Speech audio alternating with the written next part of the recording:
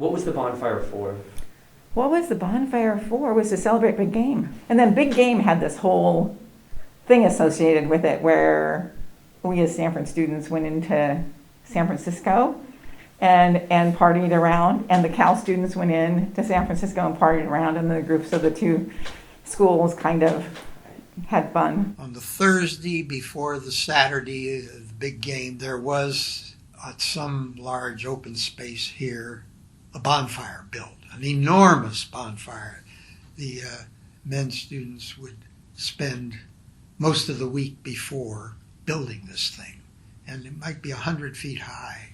It was a tremendous bonfire. And they always had to guard it every night because students from Berkeley would try to come down and set it on fire ahead of time. Was there the bonfire? Were they doing that then? Oh, yes, yes. I remember our bonfire. We tried to build a replica of the Campanile, and we didn't quite get it completely built when somebody torched it prematurely, so that we didn't get to celebrate the bonfire for the big game. During, the big game, it was a week of activities, and the Acts Committee was full on. And so the bonfire, you had to build this tower of pallets. Basically, we're stacking pallets in a big circle, and then you just threw pallets inside the middle of it.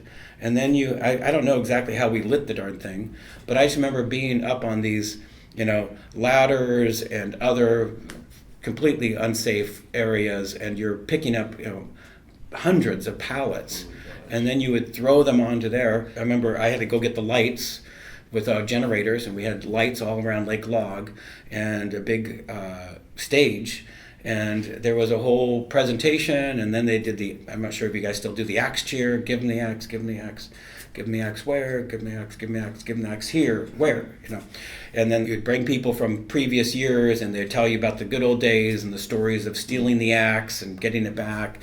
And then they would bring the axe out if we had it that year, and it would be the Axe Committee. They would be, it would be chained to two people, because it had been stolen so many times, and that went down to infamy. And then they would light the bonfire, and this thing was, it was like an environmental hazard. It was like this enormous bonfire would go all night long. Wow. And you would be out there, and people would just be hanging out next to this big, I don't know why. It was kind of fun. For the first 3 years I was there, they had it, and then it got ended permanently. I probably know why it got ended permanently. It's a little bit more complicated than what they said, but basically a Berkeley researcher found an endangered salamander in the lake bed. And they said, oh, sorry, we're destroying their habitat with this bonfire, therefore you're violating federal endangered species regulations. So they're like, okay, no more bonfire.